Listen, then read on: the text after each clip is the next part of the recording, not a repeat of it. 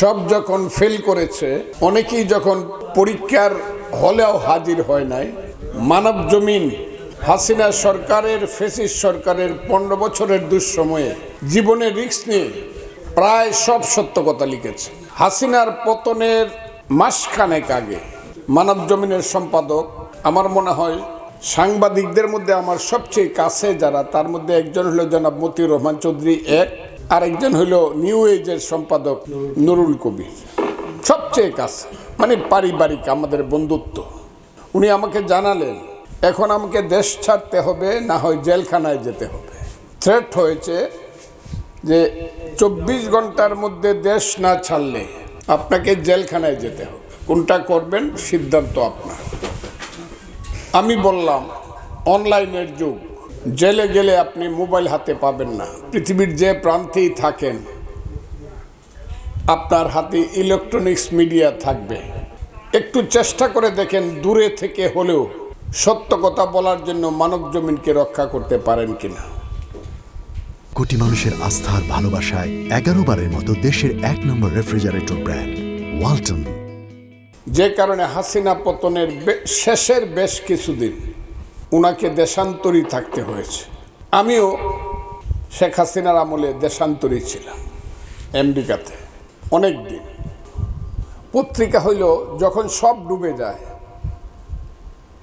একটা রাষ্ট্রে প্রেসিডেন্ট থাকে না, প্রধানমন্ত্রী থাকে না, পার্লামেন্ট থাকে না, কিছুই থাকে না, এটাকে বলা হয় ফোর্থ স্টেট, চতুর্থ এক্সিকিউটিভ জুডিশিয়ারি, পার্লামেন্ট বাদ দিলে তার নাম হলো সংবাদপত্র, সেটা থাকে। গত 15 বছরে আমাদের সব কিছু শেষ করে দেওয়া হয়েছে। জানলাম না, বুঝলাম না, বুঝতেও চাই না, বুঝতে পারিও না শেখ হাসিনা এত সর্বনাশী দেশের কেন করলো। গত 15 বছরে সব ডুবাইছে। পত্রিকার কণ্ঠরোধ করছে, পত্রিকাওয়ালাদেরকে জেলখানায় নিছে, আবার যারা তার মুসাহেবি করছে তাদেরকে কোটি কোটি, শত কোটি, হাজার কোটি টাকার মালিক বানাইছে।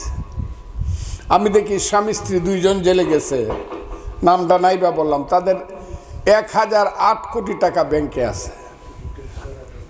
আবার দেখলাম জেলখানা থেকে মেয়েটা কেঁদে কেঁদে বলছে কোর্টে এসে, যদি আমাদেরকে মাফ করে দেওয়া হয় সব টাকা দিয়ে দিব।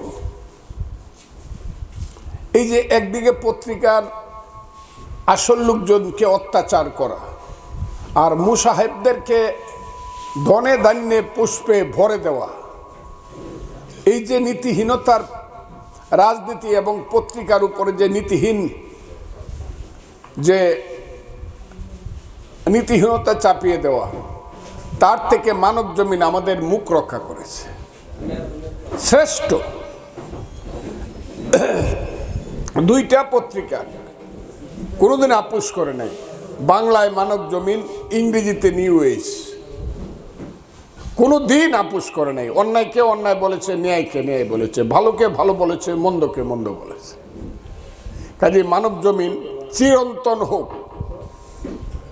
বাংলাদেশ যতদিন আছে মতিবাই থাকবে না, আমরা থাকবো না, মানব জমিন থাকুক।